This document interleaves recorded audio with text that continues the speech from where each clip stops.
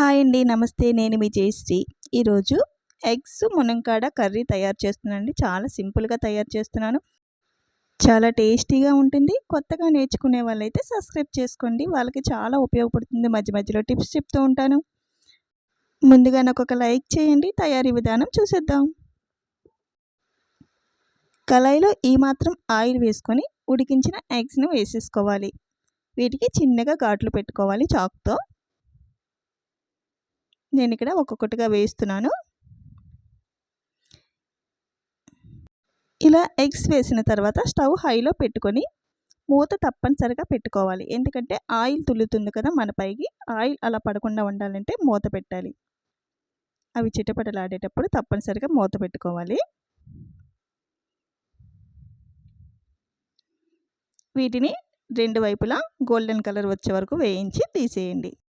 ఇవి వేగిన తర్వాత అదే ఆయిల్లో మీకు ఆయిల్ సరిపోకపోతే మరి కొంచెం వేసుకోండి.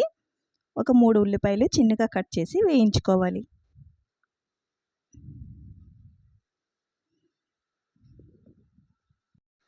ఇవి మంచి గోల్డెన్ కలర్ వచ్చే వరకు వేయించుకోవాలి. ఈలోపు మనం ఒక మిక్సీ జార్లో ఒక 4 టమోటాలు వేసుకుంటున్నాను నేను. దీనిలో ఒక చిన్న అల్లం ముక్క, వెల్లుల్లి రబ్బలు వేసి గ్రైండ్ చేసుకోవాలి. టమోటాని ముక్కలుగా వేయడం కన్నా ఇలా జ్యూస్ చేసి వేసుకుంటే చిన్నపిల్లలు చాలా ఇష్టంగా తింటారు. ఇప్పుడు ఆనియన్స్ వేగిపోయాయి కదా, ఇప్పుడు కట్ చేసిన మునక్కాయలు వేసేసుకుందాం.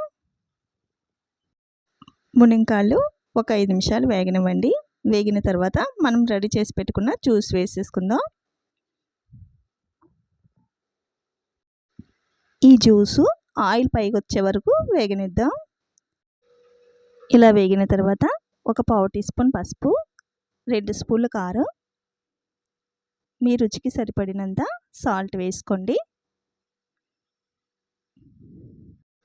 ఇవి వేసిన తర్వాత ఒక 2 నిమిషాలు వేగనివ్వండి. వేగిన తర్వాత ఒక గ్లాస్ వాటర్ వేసుకుందాం. వాటర్ వేసిన తర్వాత కొంచెం వేడెక్కిన తర్వాత మనం వేయించి పెట్టుకున్న ఎగ్స్ని వేసేసుకొని కొంచెం కొత్తిమీర వేసుకొని మూత పెట్టి గ్రేవీ దగ్గరగా అయ్యే వరకు ఉడికించుకోవాలి.